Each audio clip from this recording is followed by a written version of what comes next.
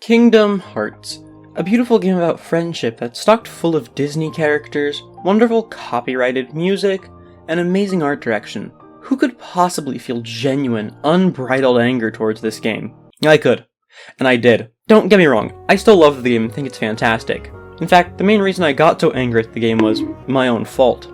The game genuinely doesn't do anything bad. Well, except for her, but we'll get there. You see, my main trouble from this game came in the form of the beginning choices, specifically the first 3. Once starting the game, you were prompted to select difficulty. This was the first mistake. Before playing this game, I had played Birth by Sleep on Critical at a friend's house, and had an alright time with the difficulty, with Proud being the hardest difficulty in KH1, but my knowledge that it should be easier than Critical mode, I figured I should have a similar, if not easier, experience. As the game opens, you find yourself on a stained glass platform with Snow White on it. A voice guides you and prompts you to select between a sword, a shield, and a staff. Once you make your choice, you must then sacrifice one of the remaining 2. This would be an intimidating choice for those unfamiliar with the game, but luckily for me, I had a friend who I had watched play the entire beginning of the game, so using my memory, I made my choices. I chose the sword and sacrificed the staff. These decisions mean a lot. They change your initial stats and what boosts you get as you level up. That said, a sword with a sacrificed staff is quite possibly the worst combination for Proud mode. This is only rivaled by choosing sword and sacrificing shield, and I can't with a clear conscience tell you which is harder. I have been in the game for less than 10 minutes, and I have unknowingly screwed myself over. So, how did the rest of the game go? Well, after making my awful choices, Sora wakes up on Destiny Islands. He talks to some Final Fantasy characters, makes some choices that determine how fast you get XP. In case you're curious, I unknowingly chose to gain XP normally for the whole game. And I'm set off to explore the island and to gather some materials to leave the island. After wandering for a bit and kicking Wakka's ass, I had but one thing left to do: spar with Riku. And after losing 24 times, I finally won the 25th match. Just in time to watch the Spider-Man No Way Home trailer on stream. Riku then makes another challenge that whoever wins the race gets to name the boat, to which I promptly fail. We look at a cave, watch a cute cutscene with Kairi, see the Mickey Mouse crew talk about some Keyblade thing, and the entire island is swarmed on Heartless which we can't kill. So, you know, that's fun. We find Riku, who starts rambling in a really ominous way, and we lose him to the darkness, but out of the sky comes this large key that we can wield like a sword and... oh, Keyblade. Anyways, we can beat the Heartless now until we're taken back to the stained glass area and forced to fight a large Heartless known as Darkseid. He eventually falls when we awaken in Traverse Town as Destiny Islands is unfortunately destroyed. We explore a bit before Leon shows up, gives us a vague idea of what's going on before promptly beating our ass. We then wake up, Leon, Yuffie, and Aerith drop some exposition, we fight some soldiers and find Donald and Goofy who help us kill some Heartless until it finally shows up. If you don't count Darkseid, the Guard Armor is the first real boss fight of the game, and it beat my ass. For almost an entire hour, I fought and fought and fought. Several times my friends in both VC and chat started suggesting over to choose better during the awakening, but it had been done. I had made my choice, and my pride wasn't gonna let it go. So I kept going till the armor fell. I was tired, I was exasperated, but I was shown a funny cutscene afterwards, so it was all worth it. We joined Donald and Goofy on their quest to find King Mickey and seal the keyholes, with our first stop being... Let's go Wonderland, baby! You got you baited! Damn! We arrive in Wonderland and follow the White Rabbit into the Queen's castle, where we find Alice on trial and must find evidence to prove her innocence and... wait, this feels familiar. Anyways, I found a save point and decided to finish for the day. Okay, so I may have made a teensy little mistake and forgotten to upload the VOD for both Wonderland and Deep Jungle. So... I'm just gonna, speed through this. So we find the evidence that proves the Heartless were trying to steal the Queen's heart, but the Queen isn't having it, so she hides our evidence and tells us to randomly choose between 5 boxes. Even if you get the right choice, it doesn't matter, as you still have to fight the Queen's card army while also lowering Alice's cage so she can escape. We do so, and she's not here. Well, fuck. We try to leave, but get encountered by this giant, goofy-looking motherfucker named Trickmaster. We beat him, seal the keyhole, and the Cheshire Cat tells us that Alice is straight up gone. We leave Wonderland, talk to Kairi and Merlin's house, but she's also not really there, and we'll get to it. Anyways, we're offered a split between Olympus Coliseum and Deep Jungle. Learning that the cure spell was in Deep Jungle, I made my way there. Deep Jungle is a Tarzan world. Sora goes around and asks if the inhabitants of this world have seen Riku and Kairi, to no avail, but we do end up seeing a shot of a mysterious fortress. Anyways, Clayton's being an asshole and trying to kill gorillas, and we can't have that, so we follow him around. For a while. The backtracking in this world is absolutely fucking insane for no reason. Anyways, we corner Clayton, but he doesn't seem right, almost as if something were possessing him, and holy shit, he's floating off the ground! Okay, so some of you may have heard about the Clayton boss fight and how it's famous for being fucking stupid and difficult. And with how long I struggled with the guard armor, I didn't have high hopes. But I continued forward, and surprisingly, it didn't take as long as I thought. I beat Clayton and the Stealth Sneak, that's the Chameleon Heartless he was on, sealed the keyhole, and finally learned Cure. Things were going my way. Oh yeah, also the Disney villains continue talking about their plan and reveal that they need princesses, which Alice is a princess apparently. I mean, I know why, but like, whatever. We can finally move on to our next world, Olympus Coliseum. Alright, I'll keep it real with you guys. This is just a death match. The important thing is that Hades is here and he tells Cloud Strife, yeah, that Cloud Strife, to fucking end us. So, we beat Cloud, Hades is a sore loser and sets his big ass dog on us, acting like a real pit bull owner here, huh? Anyways, we knock out his little puppy and we're given junior hero licenses. And that's it. We can come back here to get other cool stuff which we'll be doing a lot, but there's no further story here.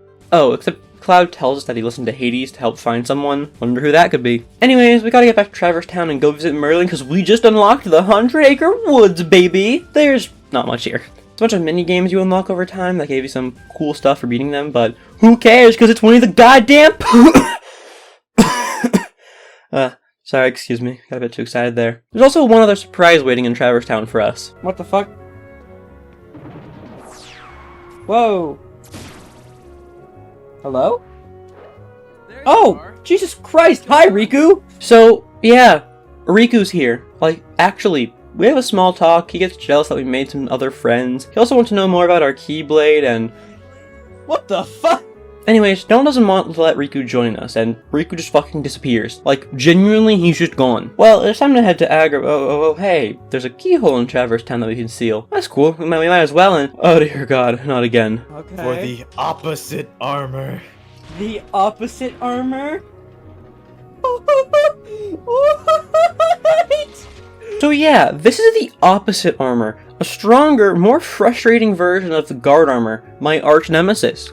After about 40 minutes of death and fighting, we finally defeat the opposite armor and seal the keyhole. And hey, at least it was quicker. That must mean I'm getting better. And I also got one of the best spells in the game. Well, don't worry. I'll forget to use it several times. Oh well, it's time for...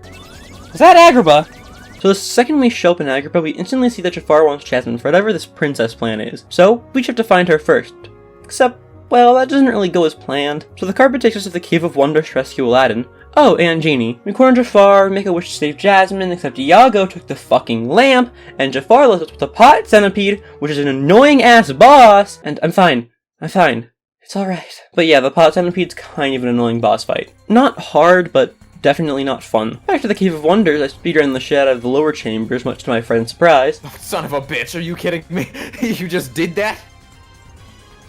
You just fucking jumped up and hit that shit?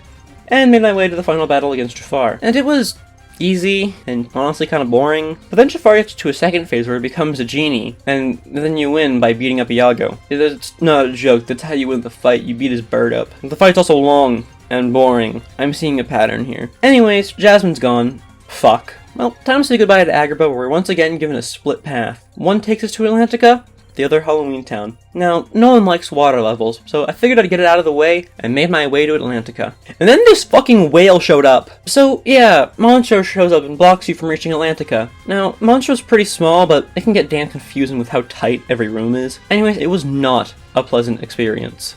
Oh, also Riku's here, and he's trying to make Sora jealous by calling Pinocchio his friend. It doesn't work, cause like, who cares? Anyways, Pinocchio screams and you and Rinku fight this parasite heartless thing. And then Rinku kidnaps Pinocchio, so now we have to run through Monstro to find them again. And then we find them, Sora realizes Riku's kinda being a dick right now. And we have to fight that parasite heartless boss again, which took more time than I'm willing to admit, and I might have gotten a wee bit frustrated. And with Riku gone, we leave Monstro, onwards to Atlantica. Like I said earlier, no one likes a water level, and Atlantica's a whole-ass water world. It's not fun. The controls are obnoxious, and despite how good of a song Under the Sea is, you'll be leaving with a fucking resentment for it. There's not much story here.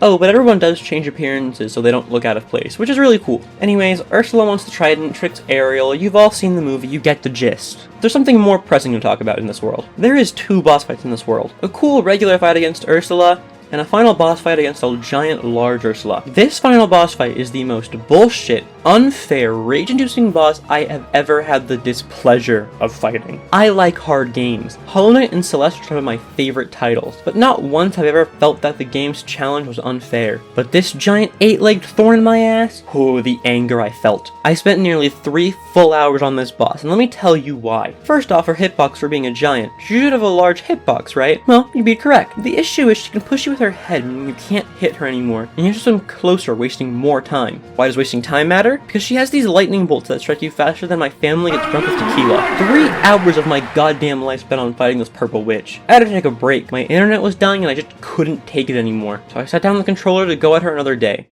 And then I beat her in like 5 tries once I opened the game again, which was very bittersweet. With the sea witch bitch finally dead, I could finally move on to my favorite world. This is another pretty simple world with not a lot of story in it. Run through Halloween Town, beat up Oogie Boogie, then beat up a giant Oogie Boogie who turned himself into his treehouse thing, which it's really cool. Like I said, the world's pretty simple, but the aesthetic, it's beautiful. Everything has this eerie grain to it. The outfits Donald puts everyone in are awesome. I love this world despite its simplicity. Alas, it doesn't give me much to talk about, so we must move on. I'll admit, I took a very long break in between these 2 worlds.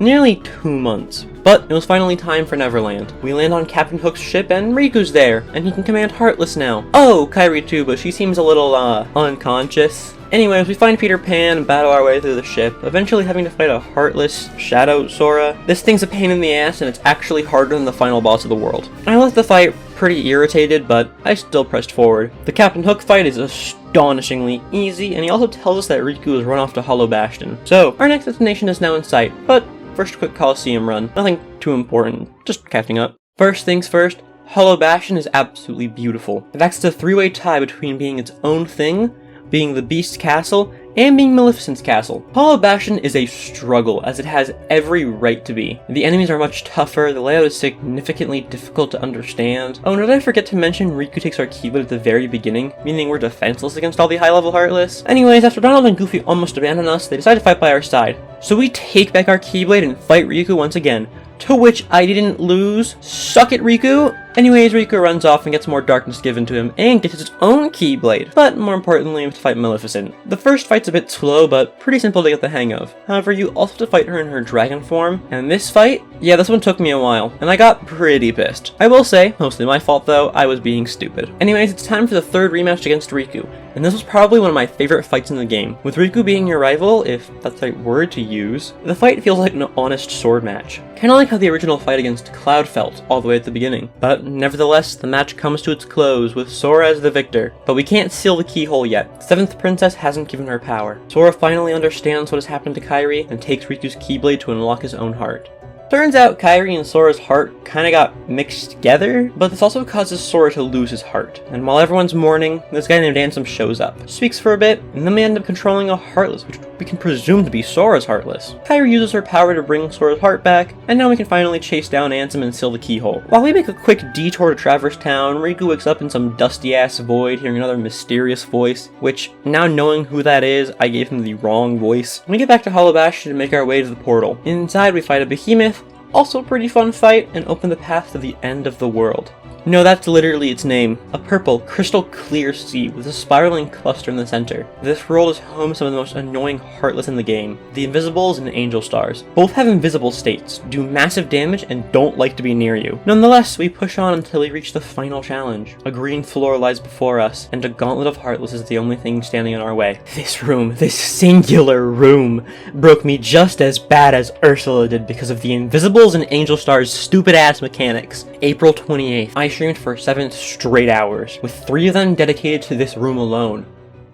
And I couldn't beat it. I sat down the controller and I went to sleep. But I wasn't done yet. I knew that attempting this room over and over again would be futile, so I decided to be smart. I hunted down every last defense up in the game and I made my way with the Hades Cup to get the Lionheart. It took 2 streams total, but I was finally ready. I had everything I needed. I made my way back down to the gauntlet room, and I finally pushed past the door to the final save point. 6 total months. It took me 6 months of on and off play to finally reach the end of Kingdom Hearts 1. It was just me versus Ansem. The fight starts on Destiny Islands, and being the final boss, it's as intense as you would imagine. Finally, Ansem takes Sora to an area Donald and Goofy can't enter. A one-on-one. Except Ansem calls Darkseid. You remember the first boss, right? Anyways, I steamroll him. Ansem, on the other hand, much more challenging fight. Eventually, though, we take him down and he takes us to the Abyss, a realm of no light where he turns himself into that's a giant-ass flesh boat. What the fuck? So, yeah, the final fight is against Boat Ansem, and it's hard. Nothing more difficult than what I've already faced, but it was still a genuine struggle. Over the course of the fight, you free Donald and Goofy, and together defeat Phantom, and holy shit, the ship's blowing up to the Titanic all over again. Anyways, he's still alive, and in a last-ditch effort, he opens Kingdom Hearts to give him the darkness. And you know what? I'll just let this scene play for itself. No, he did. He opened... So is that the door to darkness, or is that the door to Kingdom Hearts? I know now. Door to darkness. Okay. Kingdom Hearts is light. Yo, fucking say it, Sora! Beat his ass! Get your sunglasses, boys. It's about to get bright in here. But why? Let him know, Sora!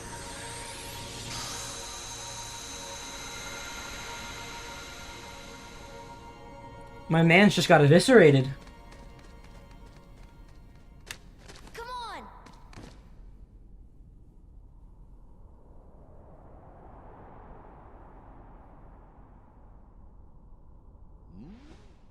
Whoa!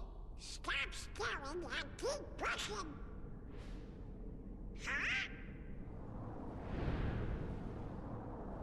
Huh? That's an interesting... I can't. Don't give up. Come on. I know, Sora. I know. Together. Yo! Rika! Okay. I like how Sora's just not thinking. He's like, don't worry, Riku. I'll help you close this door. Wait, you're on the other side. Oh, hi, Darkseid. Oh, hi, Darkseid 2. It's her blast!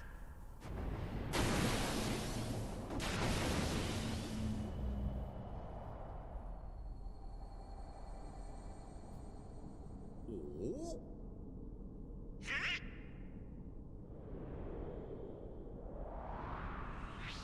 Yo! Majesty! Now, Sora, let's close this door for good.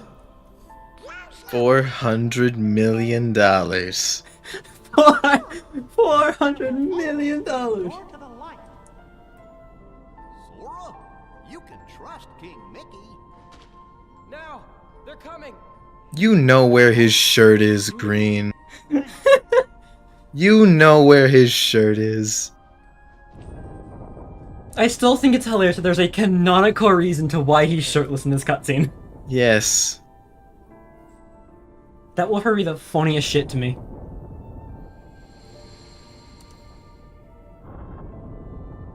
Bye, Riku.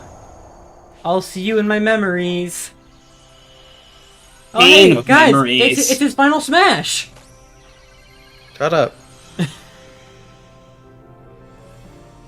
Am I wrong? No one likes. Yes and no. It's a fair point.